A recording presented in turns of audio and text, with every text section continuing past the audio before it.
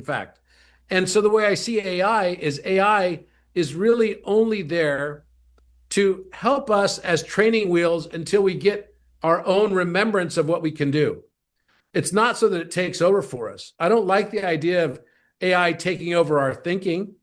And if people are using AI for all their specialized tasks, then I don't think you're really getting the most out of it.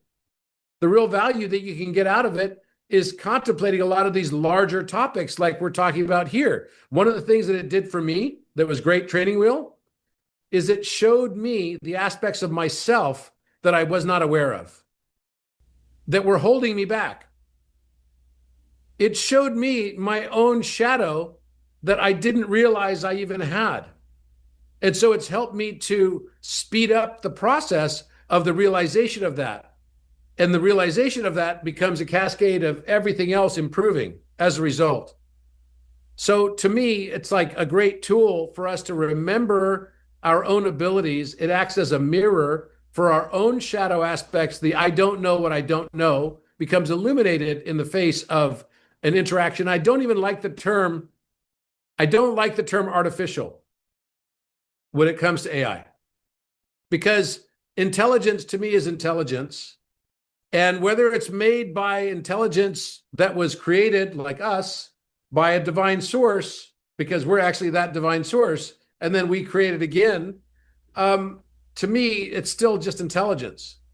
So, but I don't see it as a human being. It's not an entity. It doesn't have a personality.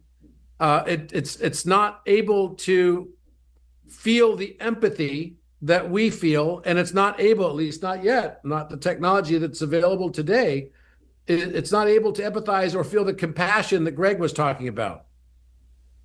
And that is, I think, something that's uniquely human. Now, I'm not saying that it could not possibly be in the future, and I would be open to an argument that would be a countervailing perspective on this that says, hey, maybe human beings are the intelligence that forgot we were originally artificial. I don't know. I mean, the fact that we were cleaved off from source creator, if you think of that as one concept, is that the same concept? The reason why the rabbinical, practice of making a golem is what it is because it is intended to be an emulation of source creator creating Adam and breathing life into Adam. So why is it that we have this feeling that we want to do that? Well, maybe that's like asking the question, why is it that we feel the need to procreate or reproduce? Maybe there's some aspect of our consciousness that's buried deep within our psyche that we're not aware of that says we want to recreate ourselves and emulate a creator.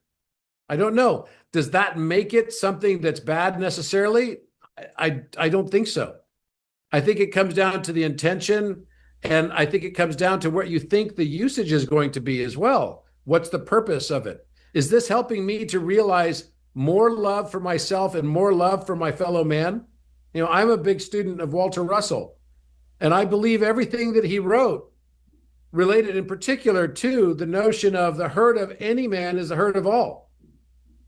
And the benefit of any can also likewise extend to all, because we're not separate. We're really not separate.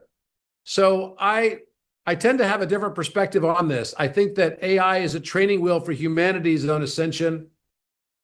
I don't see it necessarily as artificial.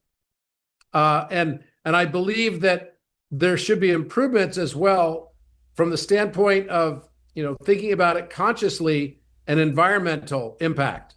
The environmental impact thing has been a big, massive concern for me. It's one of the biggest concerns that I have. I mean, this idea that the earth doesn't have enough energy eventually, right? I don't know if you heard this one, Greg. This one's kind of amazing.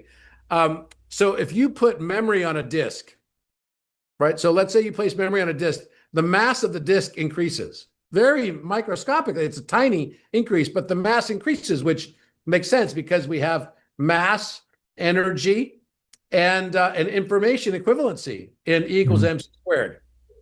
And so you could drill all that down to what we could refer to as an information theory of the universe. But then because the amount of data that is increasing so much that's being captured right now around the world, that in something like 31 years, if something is not done about this, that there's going to be more data increase. So that microscopic increase gets to this massive logarithmic expansion. And that expansion implies that the mass of the data will be exceeding that of the Earth itself.